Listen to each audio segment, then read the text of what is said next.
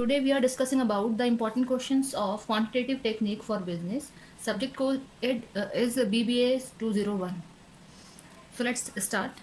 Unit first, ये सबसे पहले आपको बताना चाहूँगी कि जो हमारा ये सब्जेक्ट है वो न्यूमेरिकल सब्जेक्ट है. इसके कुछ जो टॉपिक्स हैं, कुछ के मैक्सिमम टॉपिक्स इसके ऐसे हैं जो स्टैट्स जो हमारा सब्जेक्ट है उससे रिलेटेड है, और इसमें न्यूमेरिकल एंड थ्योरी बोथ आता है हमारा यूनिवर्सिटी एग्जाम्स में. तो डिस्कस कर लेते हैं. यूनिट फर्स्ट है क्वेश्चन डिफाइन स्टैटिस्टिक्स. स्टैटिस्टिक्स क्या है? Describe it's functions and importance. इसके फंक्शंस और इंपॉर्टेंस बताने हैं. Next is explain scope and limitations of statistics. ये जो स्टैटिस्टिक्स है हमारा, इसको हम सांख्यिकी भी बोलते हैं हिंदी में, तो उसके स्कोप और उसके लिमिटेशंस बताने हैं. Next is what do you mean by a questionnaire and a schedule. Questionnaire और शेड्यूल क्या है वो बताना है. State the important points to be kept in mind while drafting a questionnaire. कि जब आप एक क्वेश्चनायर को प्रिपेयर करते हैं, क्वेश्चनायर जब बनाते हैं, तो कौन से बेसिकली आपको इंपॉर्टेंट पॉइंट्स माइंड में आते हैं या ध्यान में रखने चाहिए, मतलब क्वेश्चनायर को बनाते समय वो आपको मेंशन करना है. Next is distinguish between primary and secondary data. Primary और सेकेंडरी डेटा हमारा क्वेश्चन काफ़ी इंपॉर्टेंट है स्टैट्स पार्ट की बात करें तो ये आप एक बार अच्छे से प्रिपेयर कर लीजिएगा. क्वेश्चन फिफ्थ है distinguish between classification and tabulation. Classification और टेबुलेशन को आपको एक्सप्लेन करना है. Next is right short note on the following. Histogram क्या है, किस तरीके से इसका ग्राफ बनता है, फ्रीक्वेंसी कर्व किस तरीके से बनाए जाते हैं, और ओगिव क्या होता है.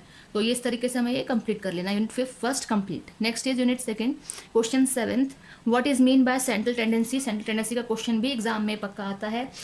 आगे पूछा है इस क्वेश्चन में describe the various methods of measuring it, कि कौन कौन से ऐसे मैथड है जिसके द्वारा हम सेंट्रल टेंडेंसी को मेजर करते हैं, and point out the usefulness of each method. और जितने इसके मैथड हैं, हर एक मैथड की जो यूज़ है वो आपको यहाँ पे मेंशन करना है इस क्वेश्चन के अकॉर्डिंग.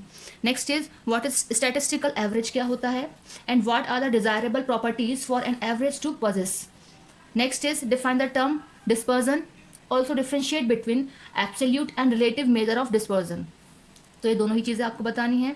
अगेन यूनिट सेकंड में भी एक शॉर्ट नोट पूछा है ज्योमेट्रिकल मीन और हार्मोनिक मीन पर. एग्जाम में कोई सा भी मीन आ सकता है निकालने के लिए. यूनिट थर्ड डिस्कस कर लेते हैं. क्वेश्चन हमारा 11 है what is mean by correlation. Correlation का क्वेश्चन भी आपका न्यूमेरिकल में एग्जाम में आता है.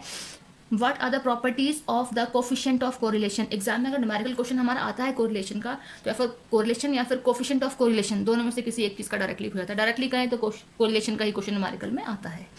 Next is question 12 define Karl Pearson coefficient of correlation. ये जो Karl Pearson coefficient of correlation है, इसका एग्जाम में क्वेश्चन आया भी हुआ है.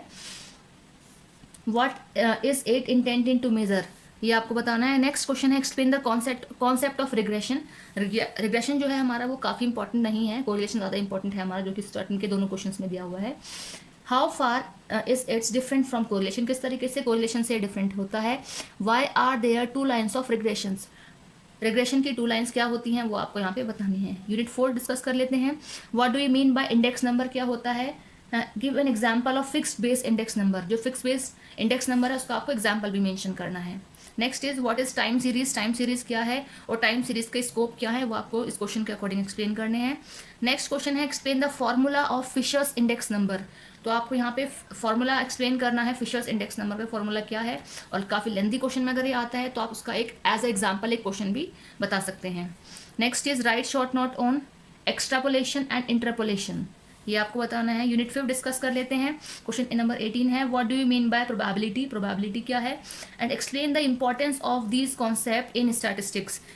जो हमारा स्टैटिस्टिक्स सब्जेक्ट है उसका प्रोबेबिलिटी में क्या इंपॉर्टेंस है वो बतानी है. Next is what is classical approach of probability. Probability की क्लासिकल अप्रोच क्या है और उसके लिमिटेशंस क्या हैं. Next is question 20 last question discuss normal probability distribution with its important properties. तो नॉर्मल प्रोबेबिलिटी डिस्ट्रीब्यूशन को हमें बताना है, उसकी इंपॉर्टेंट प्रॉपर्टीज जो हैं उनके साथ आपको एक्सप्लेन करना है. तो इस तरीके से सब्जेक्ट हमारा क्वांटिटेटिव टेक्निक फॉर बिजनेस है, बट ऑल ओवर हमारा जो कवर है सब्जेक्ट वो स्टैटिस्टिक्स के पार्ट से कवर है.